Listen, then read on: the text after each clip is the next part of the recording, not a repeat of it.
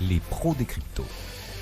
Tous les vendredis, donc à cette heure-ci, parce que c'est une fraction supplémentaire sans doute de notre avenir, les crypto-monnaies. Pour en parler, il m'accompagne chaque vendredi, Grégory Raymond. Bonjour Grégory. Bonjour Guillaume. Journaliste spécialisé dans les crypto-actifs, la blockchain, auteur de la newsletter 21 millions et donc Vincent Gagne pour TradingView France.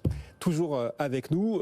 Vincent, alors pour notre première, il y a une semaine de ce rendez-vous, le Bitcoin, ça tombait très bien, était à son record, à plus de 40 000 $. On le rappelle, aujourd'hui on est à un peu moins, ça a un peu baissé, on est à 36 000 $. Et on rappelle donc à tous ceux qui nous écoutent et qui nous regardent, qui sont pas tous des spécialistes des crypto-monnaies, qu'évidemment c'est un actif extrêmement volatile où il ne faut placer que l'argent dont on n'a pas besoin.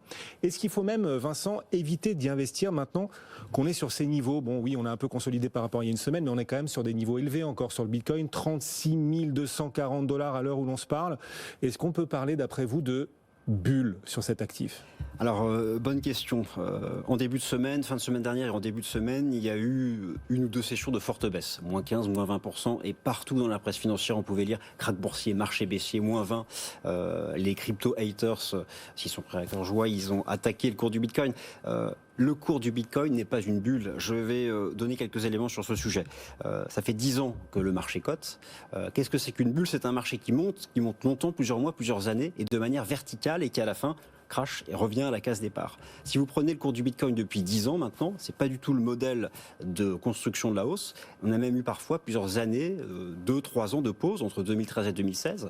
Ensuite une impulsion, à nouveau en 2018-2019 une pause, et là le marché fait de nouveaux records historiques. Donc déjà le mouvement du cours du Bitcoin en bourse n'a pas du tout la forme d'une bulle. D'autre part, une bulle, c'est un actif qui s'écarte de ses fondamentaux immédiats ou futurs. Pour faire simple, le cours du Bitcoin, les fondamentaux, la sphère économique, son utilisation par les commerçants, et puis la sphère financière, je dirais, son utilisation par la finance institutionnelle. Par les commerçants, c'est croissant. Et puis avec PayPal, il y a eu une accélération. Ah, c'est croissant parce qu'on part de zéro en plus. Alors, oui. C'est croissant en effet. C'est croissant et ça accélère. En finance institutionnelle, depuis 3 ans, des contrats futurs, des contrats d'options. Le volume sur les contrats futurs et contrats d'options a triplé en 2 ans. Donc au final, on a une convergence du prix du Bitcoin, de son utilisation par les commerçants et de sa place en tant que classe d'actifs sur les marchés financiers. Donc, alors, effectivement, par contre, j'admets, depuis 1 mois, il y a un excès. On a dépassé les anciens records historiques. Vous me rassurez quand même. Voilà. Il y a un petit excès là, malgré tout. Et c'est très important parce ça va vite, c'est monté très vite quand même. Voilà, depuis mi-décembre, une accélération verticale. Là, effectivement, c'est un excès, c'est une euphorie, c'est pas une bulle spéculative. Et par contre, c'est très important que le marché arrête de faire ça. Il ne faut pas aller en ligne droite à 50, 80, 100 000. Ce serait très dommageable. Il faut maintenant plusieurs semaines, plusieurs mois de pause. Dans son histoire haussière, le Bitcoin a souvent fait des pauses de plusieurs semaines. Et là, j'espère vraiment que le marché va se poser pour la pérennité du mouvement du Bitcoin et ne pas s'écarter de ses fondamentaux. Est-ce que pour que le Bitcoin arrête de progresser aussi vite, il faudrait que les taux d'intérêt remontent? Je vous pose la question parce que c'est la même question pour les actions. On voit que les perspectives d'inflation se reconstituent aux États-Unis, les taux d'intérêt américains sont partis à la hausse et on voit que ça pourrait freiner le potentiel des actions. Plus les taux montent, moins les actions sont incontournables et donc le potentiel des actions s'en trouve entravé. Est-ce que c'est la même chose ou est-ce que le risque est le même pour le Bitcoin? Alors justement, le Bitcoin, là, on parle de bulle, mais vous savez, depuis plusieurs années, même plus de 10 ans, c'est la bulle des banques centrales qui alimente tous les marchés financiers. En fait, s'il y a une bulle sur le Bitcoin, il y en a sur le marché action, il y en a sur toutes les classes d'actifs. Donc les taux d'intérêt, ça fait 30 ans, 40 ans qu'ils baissent. Les taux d'intérêt nominaux sont en tendance baissière. Maintenant, ils sont à zéro. Il n'y a pas d'inflation. Alors là, en 2021, là, on parle de reflation, de traite de reflation. Il y a déjà un effet de base parce que forcément, quand on va calculer les taux d'inflation cette année, on compare au prix de 2020 qui était très bas. Donc c'est pas une vraie inflation. On va attendre 2022-2023. Mais dans tous les cas, cela va maintenir les taux d'intérêt réels cette fois-ci très bas. Et depuis 10 ans, 15 ans, des taux d'intérêt réels très bas, qu'est-ce que ça fait? Ça alimente les flux de capitaux vers les actifs risqués. Donc l'envolée des actions depuis 10 ans, c'est grâce aux taux bas essentiellement, c'est pas grâce à la croissance. Certaines valeurs de croissance bien sûr, mais les taux bas sont le premier moteur. En tout cas, ça participe, c'est une source importante. Et donc au final, si sur Bitcoin il y a une bulle, dans ces cas, tous les marchés financiers sont en bulle. Et puis si Bitcoin est en bulle, l'action Tesla est en bulle, par exemple, elle se paye 1400 fois les bénéfices estimés. Le rapport avec les fondamentaux, c'est plus difficile. Donc voilà, il n'y a pas de bulle spéculative. Il y en a eu dans le passé. Prenez le Nikkei dans les années 80, le pétrole en 2006-2007, le Nasdaq au début des années 2000. Là, ce sont des bulles.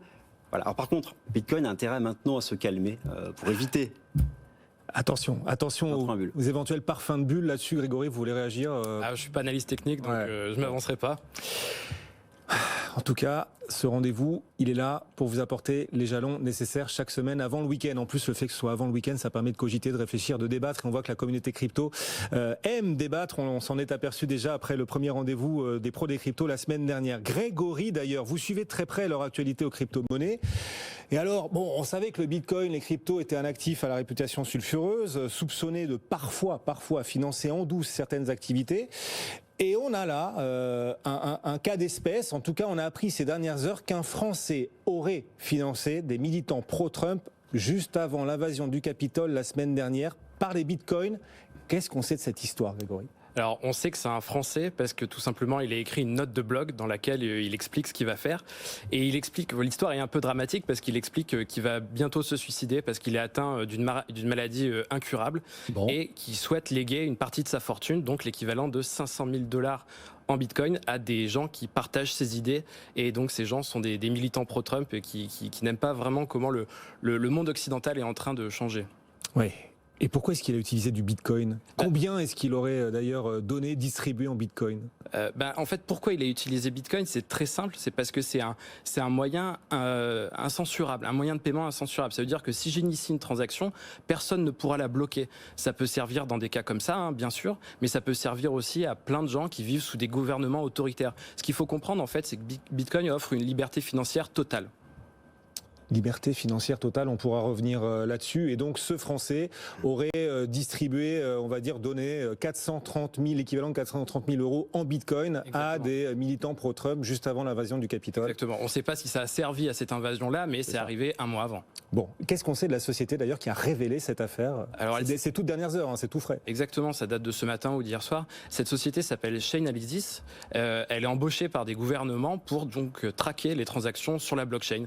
Les gouvernements on passe par cette société pour remonter vers des exilés fiscaux, des criminels. Et on peut quand même penser que cette société, disons, a publié cette analyse dans l'espoir justement de décrocher des nouveaux contrats juteux auprès des gouvernements. Alors évidemment, ça va renforcer peut-être cette question récurrente sur la sûreté, la sécurité du Bitcoin. À quoi sert-il ? Est-ce qu'il finance parfois des activités non recommandables ? Ça doit pouvoir arriver de temps en temps, comme c'est le cas par exemple de l'euro et du dollar aussi. On ne sait pas simplement sur le Bitcoin dans quelle proportion. Et on a ce particulier qui nous interroge. Tout cela pose, nous dit-il, la question de la traçabilité. On a du mal à comprendre. Les Bitcoins sont-ils 100% anonymes, Grégory ? Ou au contraire, peuvent-ils être malgré tout traçables ? Alors Guillaume, si vous m'envoyez un Bitcoin et que je l'utilise pour faire des choses illicites, en fait, il y a de très très fortes chances qu'on remonte jusqu'à nous. Parce que même si sur la blockchain, notre nom n'y apparaît pas, on laisse des traces cryptographiques. C'est un peu comme si notre numéro IBAN traînait sur le net. Donc pour faire des choses illicites, le Bitcoin, c'est pas vraiment génial. Le mieux pour ça, c'est vraiment le cash. Bon, oui, bien sûr. Et est-ce qu'il existe malgré tout des moyens pour anonymiser les transactions, ça existe ? Oui, c'est ce qu'on appelle des mixeurs de Bitcoin. Ça permet de mélanger. Des mixeurs de Bitcoin. Exactement. Ça permet de mélanger plein de transactions entre elles pour compliquer la tâche des sociétés comme Chainalysis qui essayent de remonter sur l'auteur des transactions. Par contre, on arrive aussi à casser ces protections-là.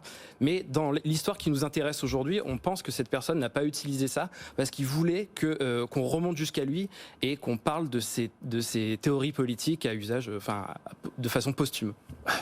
C'est ce qu'on fait aujourd'hui. Bon. La BCE a appelé cette semaine à une régulation du Bitcoin. Ça pourrait faire partie justement de ces événements à même justement limiter la possibilité de faire comment vous dites, des mixeurs de Bitcoin. Des mixeurs. Voilà, non mais voilà, essayer de rendre le Bitcoin davantage encore traçable. Est-ce que vous sentez que la BCE en a véritablement la volonté, réguler davantage le Bitcoin à travers ce qu'a dit Christine Lagarde par exemple en début de semaine, et deux, est-ce qu'on a là-dessus une idée de calendrier ? Là, de ce qu'on pense, de ce que vont faire les autorités, c'est surtout rendre plus difficile l'accès au Bitcoin quand on va sur une plateforme régulée. Donc ça veut dire on va devoir donner plus d'informations sur nous pour compliquer la tâche de ceux qui, par exemple, utilisent des faux papiers pour s'enregistrer sur des plateformes.